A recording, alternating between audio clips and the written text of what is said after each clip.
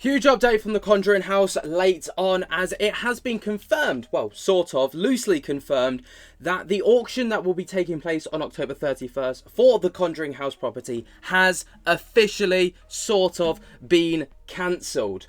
This is obviously huge news because there has been rifts within the paranormal community. People stating, of course, that, Elton and Jason coming to blows over the Conjuring house, and Jason setting up the GoFundMe, Elton registering interest with Matt Rife, other people also registering interest, and in the midst of all of this, someone has swooped in and decided to pay off all of the debts early doors and has basically taken over the property before it had the opportunity to go to auction. This has been confirmed by the Providence Now 7 Journal. The Conjuring house has been sold on Tuesday auction and the auction has been cancelled. Burrillville, Rhode Island, the Conjuring house was sold according to Massachusetts-based auction firm J.J. Manning Auctioneers, who were the property developers that were going to be, or the bank people and the auctioneers that were going to be selling the property. The house located Round Top Road in Burrillville was scheduled for auction off on October 31st, which has since been cancelled allegedly. Needham Bank, which owns the home at the current time, sold the house according to the listing. Paranormal investigator Jason Hawes was a potential bidder of the home, having created a GoFundMe in an effort to raise $1.5 million to prevent the auction. On Tuesday, Hawes raised over $67,000. It is unknown who purchased the home at this current time, but according to J.J. Manning Auctioneers, the house went to auction after the previous owner, Jacqueline Nunez, broke the conditions of her mortgage. Nunez has been running the house since the paranormal attraction until town officials let its entertainment license expire after several issues, including what they called erratic behavior by Nunez. She currently has a bench warrant out for missing a court date after a DUI arrest last year. Obviously, this is quite groundbreaking news considering we were all kind of getting hyped for the end of October to kind of see this bidding war take place, and then suddenly someone just out of nowhere, during all of the chaos and all of the insane stuff, just swooped in and tried to sweep it up. Now, Jason Hawes, of course, is very well aware of this. Over on GoFundMe, he has taken down the GoFundMe until further details are announced. Right this second, he is live over on his YouTube channel. I'm going to kind of do a video on that tomorrow to kind of talk about what he knows. Based off of the bits and pieces that I've seen from his live stream, it looks as if Matt and Elton weren't the ones that swooped in and just picked it up early doors. I think they were also waiting for the auction to take place. Obviously, speculation right now is pretty rampant. A lot of people kind of questioning, well, who came in, who picked up the property. We don't actually know. Truly, we don't know. Now, I am intrigued because one of the key leading speculating answers is Zach Bagans. I don't know if that is the case. That is just pure speculation at this current time. It literally could be anybody. We don't know. Obviously, it's kind of crazy to see how this event has completely flipped on its head, because literally no more than about 23 hours ago, there were press junkets being released about the Conjuring home auction, promoting Jason Hawes' attempts to try and build up the funds for the property, like this one right here.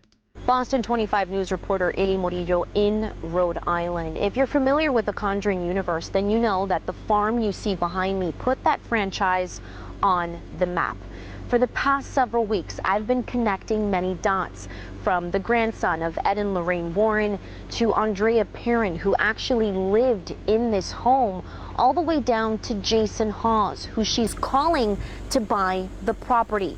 Whether you believe in the paranormal or not, it exists, and now we're sharing their side of the story. I first connected with Chris McKinnell back in 2023. This has been how long in the making, Chris? A year, maybe more. Chris has taken up the family business. His grandparents, Ed and Lorraine Warren, are famous paranormal investigators. One of the Warrens' most famous case was the inspiration for the 2013 box office hit film, The Conjuring. Clap.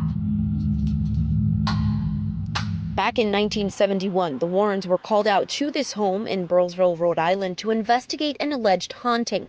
Now the infamous home is set to go up for auction after going into foreclosure. I just don't want it to be sold as another paranormal trap. As word of the auction continued to grow, Jason Hawes, I know you're out there. I know you're listening. Andrea Perrin grew up in this house. She is the eldest daughter of the Perrin family who lived in this farmhouse for 10 years.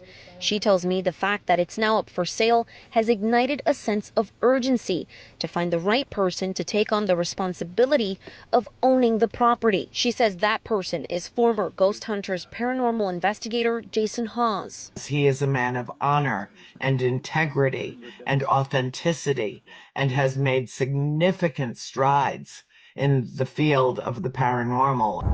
Jason opened the doors to his home to Boston 25's crew. I've stated numerous times I had no interest in that. It's just not the path I saw my life going down. And then Andrea Perrin made a video. Now he's spearheaded Andrea's request. Thousands already raised with a GoFundMe page in support. Who knows if this will happen? Who knows if it'll work? But you know what? I think no matter what, if it does or if it doesn't, we've created a movement. Andrea says this movement has brought believers and non-believers together, and she hopes her wish is granted. And more importantly, the farm deserves him. It's a piece of history, whether it's the paranormal history or history in general. It's a piece of history, and it needs to be protected. Andrea tells me that before her mother passed, she shared a specific message, and that's that even if they left the farm could never leave them. To get involved and to learn more about this movement, head on over to our website, boston25news.com. For now, we're in Rhode Island. I'm Eli Morillo for your local station, Boston 25 News. And many other news outlets were also talking about this, creating videos and articles just like this to try and promote it, talk about it, get, all of these people kind of talking about the situation. Truly, I didn't see this one coming. I did not. I really thought it was going to be the long game. Now, like I say, at this current time, Jason is live over on his YouTube channel, still talking to his friend. Obviously, people in the comment section are all talking about, the Conjuring house. People saying that they hope that it isn't Zach. We don't know who it is at this current time. We have to wait and see. But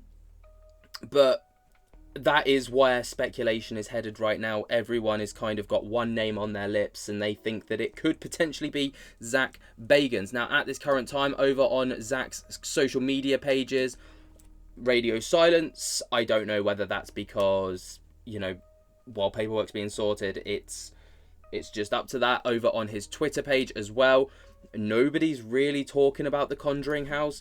If we go over to Twitter and we literally just type in Conjuring house, it's crickets, really. It is crickets. No one's really just people asking who bought it. Did Zach buy the Conjuring house? Auction cancelled, of course, due to the foreclosure. No one's really stepping up and saying, yeah, we're the ones that have taken it over. Massive spanner in the works. Did not see this come in whatsoever. Let me know what you guys think about this down in the comments. Who do you think you got their hands on it? Obviously, this is a live story, so I'll be keeping you guys as best up to date as I can.